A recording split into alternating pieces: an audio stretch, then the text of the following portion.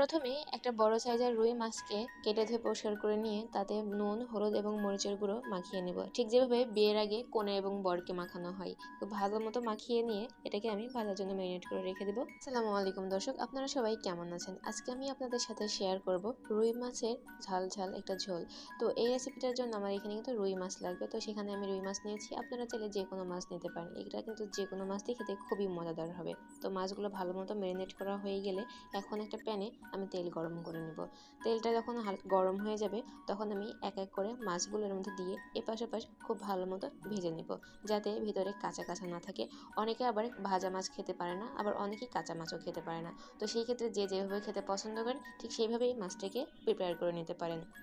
মাছের একটা সাইড ভালো মতো ভাজা হয়ে গেলে আরেকটা সাইড এমনি কাঁটা চামচের সাহায্যে খুব ভালো মতো উল্টে দেবো, যাতে মাছটা ভেঙে না যায়। এটা কিন্তু খুব সাবধানের সাথে কাজটা করতে হবে। এবং আমি কিন্তু প্রত্যেকটা রান্নার ক্ষেত্রে বলে দিই, যে কোনো ভাজা পোড়ার ক্ষেত্রে অবশ্যই কিন্তু চুলার আঁচটা মিডিয়াম আঁচে রান্না করবেন। মাছটা ভালো মতো ভাজা হয়ে গেলে মাছগুলোকে আমি উঠিয়ে নেব। দেখতে পাচ্ছেন মাছগুলো কিন্তু খুব সুন্দর মতো ভাজা হয়ে গিয়েছে। মাছগুলো ভাজা হয়ে গেলে একটা প্লেটের মধ্যে উঠিয়ে নেব। এখন একই তেলের মধ্যে আমি দিয়ে দেবো 4-5টা কাঁচা শুকনো মরিচ, এরপর দিয়ে দেবো 3-4টা দারুচিনি, তেজপাতা, এলাচ এবং গোটা জিরা। তো সবগুলো উপাদান দিয়ে ভালো মতো নেড়ে একটু ভেজে নেব। এটা যখন একটা হালকা ভাজা ভাজা হয়ে আসবে, একটা সুন্দর একটা স্মেল আসবে, তখন আমি এতে অ্যাড করব 1 কাপ পরিমাণে পেঁয়াজ বাটা।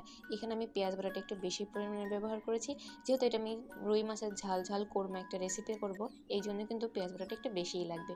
তো পেঁয়াজটাকে খুব ভালো মতো কষানো হয়ে গেলে, পেঁয়াজ থেকে যখন উপরে একটা ঝোল তেল তেল ভাব চলে আসবে, তখন আমি এতে অ্যাড করব 1/2 চামচ আদা বাটা, 1/2 চামচ রসুন বাটা। অনেকেই আছেন যারা রসুন বাটা খেতে পারেন, তারা এটা স্কিপও করতে পারেন, তবে রসুন বাটা দিলে মাছের একটা আলাদা টেস্ট আসে এবং মাছটা খেতে একটু মিষ্টি মিষ্টি ভাব হয়। এখন এটাকে ভালো মতো আবারও কষানো হয়ে গেলে এখানে আমি অ্যাড করব টমেটোর পেস্ট। এটা আমি টমেটোকে কাঁচা টমেটো ব্লেন্ডারে ব্লেন্ড করে নিয়েছি। আপনারা চাইলে এখানে টমেটো সস অথবা কেচাপও ব্যবহার করতে পারেন, অথবা টমেটো কুচি কুচি করে কেটে দিতে পারেন। তবে সেই ক্ষেত্রে ব্লেন্ডারে ব্লেন্ড করে দিলে এটার টেক্সচারটা অনেক সুন্দর এবং মিহি আসে। তো টমেটোটা দিয়ে খুব ভালো মতো কষানো হয়ে গেলে উপরে যখন এর উপরে তেলটা ছেড়ে দেবে, তখনই বুঝবেন যে টমেটোটা খুব ভালো মতো কষানো হয়ে গেছে।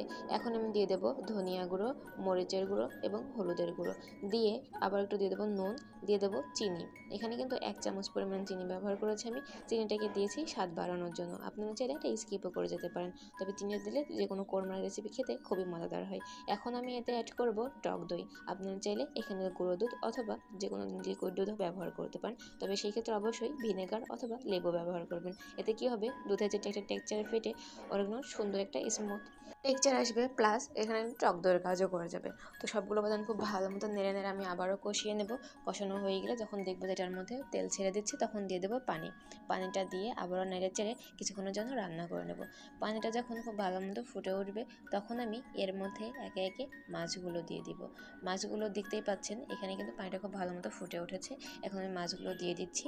মাছগুলো দিয়ে আমি ঢাকনা দিয়ে ঢেকে কিছুক্ষণের জন্য রান্না করে নেব। মাছগুলো দিয়ে এটা একটু ফুটে উঠলে দিয়ে দেবো এর উপর দিয়ে জিরা গুঁড়া। আমি জিরাটা এখানে ভেজে নিয়েছিলাম, এবং দিয়ে দেবো কাঁচামরিচ। আপনারা চাইলে জিরা গুঁড়াটা স্কিপও করতে পারেন, কিন্তু দিলে খুব সুন্দর একটা ফ্লেভার আসবে এবং একটা মজাদার টেস্ট হবে। এখন ঢাকনাতে ঢেকে ঢাকনাটা সরিয়ে মাছগুলোকে আমি উল্টে নেব। ভিডিওটা কে কোথা থেকে দেখছেন অবশ্যই কিন্তু কমেন্ট করে জানাবেন, এবং রেসিপি ভালো লাগলে অবশ্যই বাসায় ট্রাই করবেন এবং কমেন্ট করে জানাবেন। আবার যে যেখান থেকে দেখছেন না কেন, চ্যানেলটিকে ফলো অথবা সাবস্ক্রাইব করে রাখবেন, যাতে পরবর্তীতে এ ধরনের নতুন নতুন ভিডিও দিলে আপনারা অবশ্যই পেয়ে যান। এখানে কিন্তু আমার কোরমাটা রেডি হয়ে গেছে। এখন আমি উপর থেকে ধনিয়া পাতা আর 1 চামচ পরিমাণে ঘি দিয়ে নেব। দিয়ে এটাকে আবারও কিছুক্ষণের জন্য ঢাকনা দিয়ে ঢেকে রান্না করে নেব। মাছের কোরমা সাদা ভাত, পোলাও, রুটি, পরোটা যে কোনো কিছুতেই খেতে পারবেন। দেখা হবে নতুন কোনো ভিডিওতে নতুন কোনো রেসিপি নিয়ে। সেই পর্যন্ত সবাই ভালো থাকবেন, সুস্থ থাকবেন। আসসালামু আলাইকুম।